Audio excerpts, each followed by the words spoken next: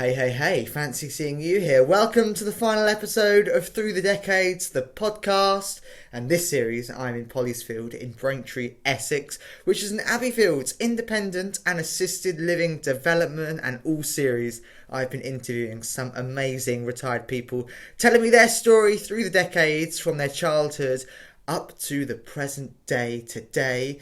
And for the final time this series, I am joined by the truly incredible man that is James, who is 84 years young. So James, do you want to kick off the final episode of Through the Decades by telling us a little bit about yourself, who you are, and a little bit about your life? Okay, my name is James Cardwell, I'm 84 years old. I've been living in Polyfields for about 9 months. Very intermittently to start with because I was going through cancer and I used to go back to Lincolnshire for my treatment because that's where the treatment started, and it was considered better to continue the treatment there than try and convert down to Essex. Prior to that I was married for 56 years. Sadly my wife died with the dreaded dementia that seems to be very popular these days. We lived in Lincolnshire in Woodall Spa, which is a small village of probably about 4,000 people, and we brought up 2 children, a daughter and a son. The daughter lives very close to where we are now, Polyfields, which is the reason that I'm living where I'm living, because they needed to move me nearer to one of my relatives. So my daughter is married, she has 2 children, both of them grown up. One's 21 and one is 18. One is doing an apprenticeship and the other one is doing his A-levels. Prior to that, I travelled a great deal, and so I've seen a great deal of the world. I used to work in America, I've been to Japan, India, Mexico, South America, where else? All through Scandinavia, and so I've travelled a great deal of the world and seen an awful lot of the world, which was thoroughly enjoyable. Unfortunately, of course, you leave your wife and family at home, so you don't see them growing up as much. However, my son has become a doctor, and he now lives in Australia and is part of the Flying Doctor Service. He's been out there for 25 years, but it does give you the opportunity to actually go and visit Australia, which is good. My wife and I used to visit every 18 months, and then after she died I was ill, and now I'm going to go out to Australia in December and spend a couple of months out there with him and my 2 grandchildren. Prior to living in Lincolnshire, we moved around a little bit. We lived in Cambridgeshire, we lived in Wiltshire. When I was doing other jobs, mainly in marketing and sales, once I was married. Prior to being married, I actually worked as a herdsman, and that was the highlight of my life. I really, really enjoyed it, but unfortunately it was limiting in terms of the prospects, and I just really didn't see myself milking cows for the next 40 years. So we changed that, but I did finish up running a reasonably sized pedigree herd, so I did very well for myself there. I've also been a postman, I've sold insurance. What else have I done? No, that's probably about the main ones. And as I say, the farming. What have I got out of life? It's hard work. There's no 2 ways about it. Life can be hard work. When you realise that when I was first born, we were in a war. And so the first 4 or 5 years of my life, when we lived in London, it wasn't fun. You used to see the old doodlebugs going across and buildings getting bombed out and my initial memory is going to school at an early age and having practices of going down the air raid shelters and diving under your desks, and kids not always turning up because they didn't have the clothes to come to school in. In fact, we had one couple that were in class with me, and they were twins, and they came on alternate days because they only had one pair of shoes between them. Wow. And so that was interesting. We lived just outside Nonsuch Park, which meant we had a lot of spare area. However, it meant that during the war, that was part of it was ploughed up for crops, and part of it was ploughed up just to put trenches across, because basically they didn't want the Germans to come and land in the park. However, what they did do was they developed a prisoner of war camp, but fortunately it was mainly for Italians, and it wasn't too secure because the Italians had no great desire to go home anyway, so they were allowed to walk out around in the district, and you knew it was them because they all had a big, I think it was a blue square sewn on the back of their jackets, so you knew it was one of them, but nobody was ever concerned about them, and none of them were trying to escape or do anything like that. So we lived in London till I was about 12, 13. Then we went to live in Blackpool, which is where my father came from, and he had bought a chemist shop. He already had a brother in Blackpool who also had a chemist shop. They were twin brothers, and identical twins. They could go into buildings and people wouldn't know whether it was my father or my uncle that was coming into the building. They were so alike. And the one memory I have is when I first took my intended wife home, and they were obviously in quite a frivolous mood that afternoon because one of them would stay in the room and start a conversation and then go out, and the other one would come in, and my wife, of course, would try and carry on the conversation thinking it was the first one, and it wasn't. So that was fun for a while, but it was a bit cruel, to be perfectly honest. I went to school in Blackpool, found that I had a certain ability playing football, and finished up on the books of Blackpool for a little while. And mind you, that was in the days when Blackpool was a football team. They won various trophies. Well, they won the Football Cup one year, and they were in the Cup final 2 or 3 years. And they had such people as Mortensen, Matthews, Johnson, various people. Probably anybody your age will have never heard of any of them. But so anyway, I played with them for a while and then realised that was going nowhere. And so I then, as I say, went off and did the farming, which I thoroughly enjoyed. But there you go. We had fun. We used to amuse ourselves without TV, without videos, without telephones, without whatever it is you guys use nowadays.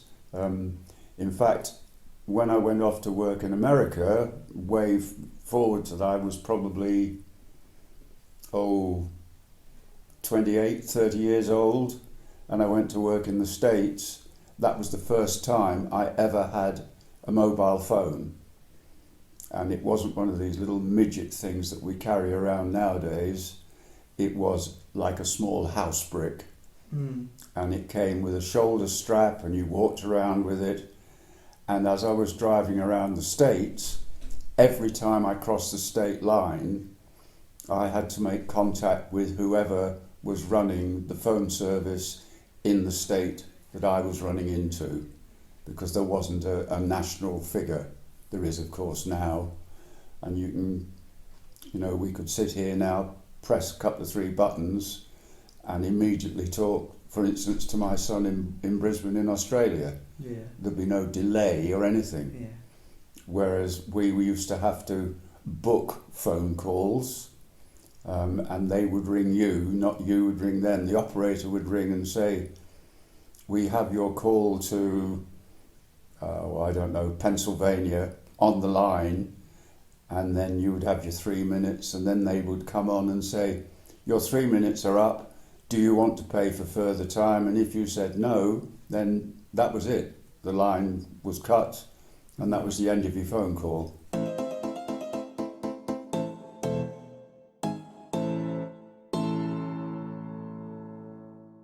Entertainment was, you made your own entertainment. We used to go to dances, and they were very formal, none of the jinking jiving that goes on nowadays, none of the drugs that goes on nowadays. There was a fair bit of drinking went on, but there was never any of this drug haze, and everybody was dressed up properly. I mean, you didn't go to a dance without you had a jacket and a tie on and you were properly dressed. And if you wanted to have any good fortune with the ladies, you needed to be able to dance. You couldn't just stand in the corner and wiggle about. They needed to see that you could dance. Yeah. And in actual fact, I always remember that about that time I spent £1, which was 8 half-crowns. I don't suppose you remember what a half a crown was, but there used to be 8 of them to £1. And I got a dance lesson for each half-crown, and I always figured that was the best £1 I ever spent in my life. Because it was always nice when you were at a dance, you would go and ask a girl to dance with you, and if she knew that you could actually dance, she would come and dance with you. Yeah. And of course, once you were dancing with them, well, it was down to you how you got on for the rest of the evening or not. Wow, such incredible stories there, thank you. So let's circle back to life growing up for you. Mm-hmm. How was life growing up? What do you remember about the place that you grew up? Well, I grew up partly in London, and as I say, the first few years were very austere. They did get easier, but still, there was restriction. There was rationing of I think the last rationing came off in 1953 for the coronation of Queen Elizabeth. And I have a funny feeling that was the sweetie rationing. Sweets were rationed, meat, butter, eggs, even clothes. You had rationing. You had coupons for clothes. Wow. So that was the first part of my life. Then when we moved to Blackpool, things were a good bit easier by then, but much more formal. Schooling was much more formal. For instance, you used to have to wear a uniform, which they do now, but whenever you were out, you had to have your uniform on. If it was a school day and you were going to and from school, you wouldn't be going around carrying your blazer. You had your blazer on. And in the early days, when I was probably 12, 13-ish, you had a school cap, which you had to wear. And funnily enough, when I moved, I actually found them. 3 school caps for the different schools I'd been to. You had a lot more respect for your elders and teachers. Whatever they call it nowadays, you mustn't be physically violent towards children. Well, that sure as heck hadn't come in when we were kids. If you did anything out of line, then you probably got a good kick. Or not a kick, but you know what I mean. And particularly if you lived in a village and the village bobby saw you doing something wrong, he would probably give you clout as well, and people it didn't feature as a bad thing, because that's the way he used to behave. So that was that side. We didn't have all the sweets and treats and the like. Yeah, it was. I think it was. It probably formed us better and made us a little bit more independent. But I don't think we perhaps enjoyed the pleasures of life quite as much as are available nowadays. Yeah. But I do wonder whether we haven't gone a bit far with what we do nowadays. So moving away from school, what was your first job? Oh, very simple. Working on farms. Very small farm by the standards of the ones down here, probably 200 or 300 acres. It was a mixed farm. We had pigs, dairy cattle, some chickens. No sheep, thank goodness. Where you spend half your life chasing sheep back from somebody else's field. So, and I just really enjoyed the life. I mean, it was a long day. You used to be up at 5 in the morning and you'd probably be working till, 6 in the evening, and it was 7 days a week. And it didn't matter whether there was a foot of snow outside, you still got up and had to go and do your work. But I really did enjoy it, and you got to know your animals well. And I learnt an awful lot. I learnt about cattle and animals and how you got to drive a tractor and ploughing and all that good stuff. When it came harvest time, there certainly wasn't a big combine that would cut the corn, shake out the corn, put the straw out the back, and then you went round with another piece of machinery and it picked up the straw and baled it or put it in stooks. When you look back at your life now and the experiences that you've had, what would you say was the biggest lesson that you learned throughout your life? How to be independent. What do you mean by that?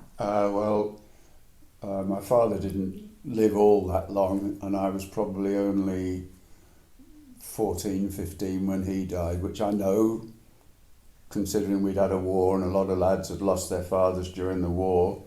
My father didn't go to war because he was a pharmacist, and that was what was called a reserved occupation, and so you were kept back so that you could provide the services that the country needed. So at a fairly early age, I was not on my own, but I was responsible for my life. I took decisions that were going to affect the rest of my life. And if it went well, it went well, and if it didn't go well, that's your problem. You decided that was what you were going to do. So I lacked the benefit of my father advising me what to do and how to do it. But in turn, that made you become a more independent person. Oh, very definitely, yes. Yeah. I've never been a loner, but I've always been very confident that whatever it is, I can cope with it. Yeah, that's really nice to hear. If you had the chance to go back to any age or any year in your life, what would it be and why? If you could go back to any age at all. I think probably it would be the 2 years before I got married, and you were beginning to sort of get into a relationship and realise that you were just about to become, a true adult, and you were going to have to do things like, get married, find somewhere to live, make sure you had a decent income. It really was the stepping out from being a youth and then a young man, and then all of a sudden you're a married man, and in some cases, not in our case, but in some cases, guys were, they were married and then 3-4 months later they were a father. Yeah. And that is the moment when you realise that life is changing. Yeah. They say, what is it, that getting married, buying a house and having children are the 3 most stressful things that you will ever do in your life. Yeah. And I have great respect for that, because it's true. Yeah. It's very true. What would you say you are most proud of when you look back at everything that you've done, what are you most proud of that you've done or you experienced? Or I think I was most proud of looking back on our marriage. We had a lovely marriage. We had arguments and rows, because you can't put two people together without there being some friction. Yeah. But we worked together. We worked as a team. When I was away, my wife was able to look after the children, I shouldn't call them kids. And then probably the children. I mean, they've both done well for themselves. One, as I say, one's a doctor, and one is in big demand at the moment because she's a maths teacher, and there are desperate shortages of maths teachers. Yeah. And she lives locally, but I think she's tried to retire twice. And, there's just somebody comes along and says, oh, we need you. So, yeah, I think the family is probably what I'm proudest of. Nice. Mm. Now, earlier you mentioned, and I found it quite interesting, that you couldn't stay locally for your cancer treatment. Mm-hmm. What is life like? Has the treatment been successful, or are you still going there for treatment? What has been life like living with cancer? If you don't mind. Scary. Yeah. Scary, without a doubt, because my treatment lasted. I had 8 chemos, and it's normally, I think you have 6 normally, but they decided, whether it was because mine was more severe or because my age, they decided I'd have 8, so that meant that was over about half a year. Mm.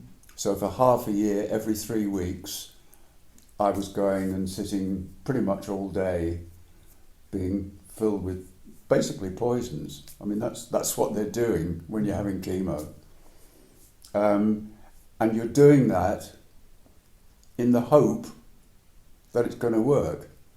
You don't get halfway through and they do a couple of checks and they say, oh yeah, it's going well, it looks okay. You have to have the complete treatment, and then you have to have investigations. Then they will say, you are in remission. Yeah. They won't say you're cured. You are in remission. And so that's very scary. So what was life like day to day for you? Obviously knowing that you have cancer. Well, apart from it being in the back of your mind the whole time, never mind what you're doing or saying, you've always got it in the back of your mind. You try and get on with life as best you can. You've got, in my case, I just had the family, daughter and son. My wife was dead by then. And so they are very supportive of you. But really, yeah, it's a scary time, and it's a constant. It really doesn't matter what you're doing. At the end of the day, you have got cancer. You can be out having a really good time, but you've still got cancer. You can't actually get away from it. Yeah. So has your treatment been successful, or are you still having treatment? At the present moment, I am in remission. Wow, that's really nice to hear. Yes, that's really nice to hear. But that, they do say it could come back. Yeah. But I suppose now it's very much looking at the positives. Oh yes. Yeah. Oh yeah. So one last thing about your cancer experience. Mm-hmm.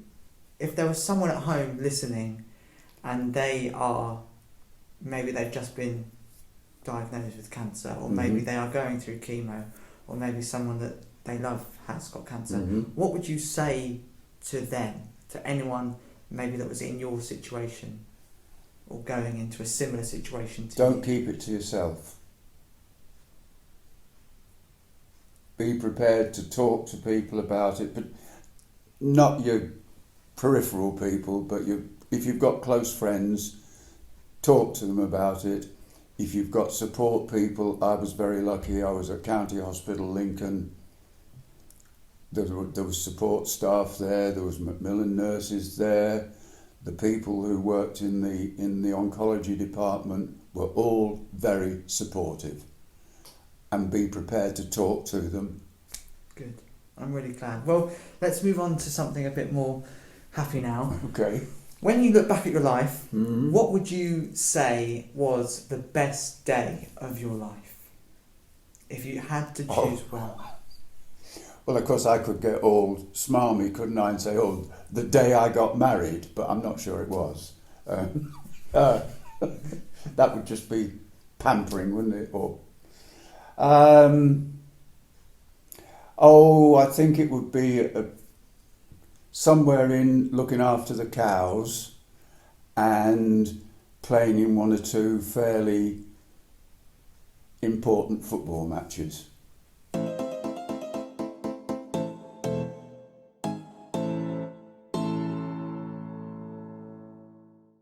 Right, well, let's move to the present day. You're here living at Pollisfield. Mm-hmm.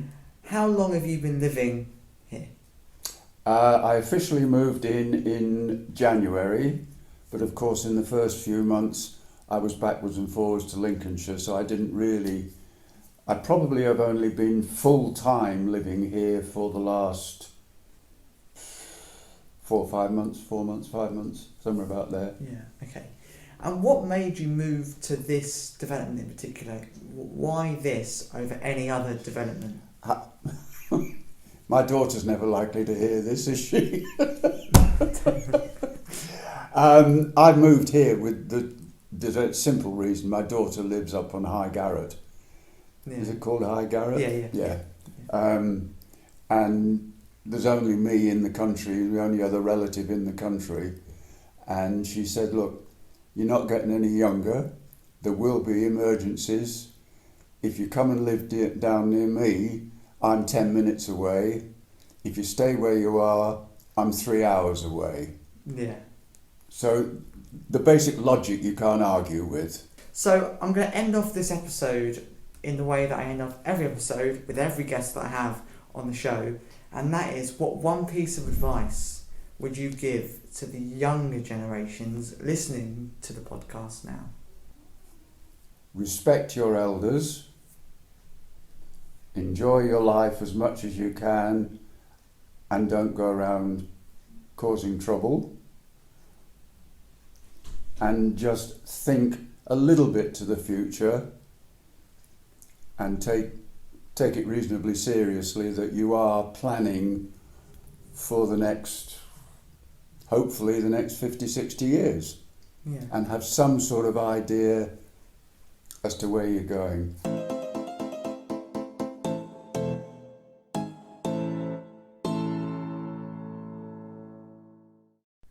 What a truly incredible and inspirational man you are, James. Thank you so much for being my final guest of the podcast. And that is it. And breathe. Thank you so much for listening to Through the Decades. Whether you've listened religiously every week, maybe you've tuned in now and again, or perhaps you tuned in to one of my episodes to hear stories from somebody that you know. Whatever it is, thank you so much. But I want to say I feel absolutely privileged to have been able to meet and interview such amazing people with some unbelievably incredible stories. These are people that wouldn't normally be approached to share their stories, that wouldn't normally be given a platform to share their stories. And I feel incredibly lucky and incredibly proud to have been able to be that platform and be able to keep their legacy and their stories alive for future generations, as well as for each guest's family members and family to come. I'm sure you'll agree that stories we've heard across 18 episodes, spanning 3 series, across 3 developments, have been so interesting and inspirational. From battles with cancer, being an amateur wrestler, working for the Air Force, being born during an air raid, to even working for none other than Nelson Mandela. They are just a few of the remarkable stories that we've heard across all 3 series. I feel privileged that each one of my guests has trusted me with each one of their stories and allowed me to share them with the world. Every interview with all of my guests are available to stream on Spotify, Amazon Music, YouTube, and will soon be available on Apple Podcasts too. So, for one final time, please do share the podcast on Spotify, Amazon Music, and YouTube. And other than that, thanks again so much for listening, and I hope to see you again very soon.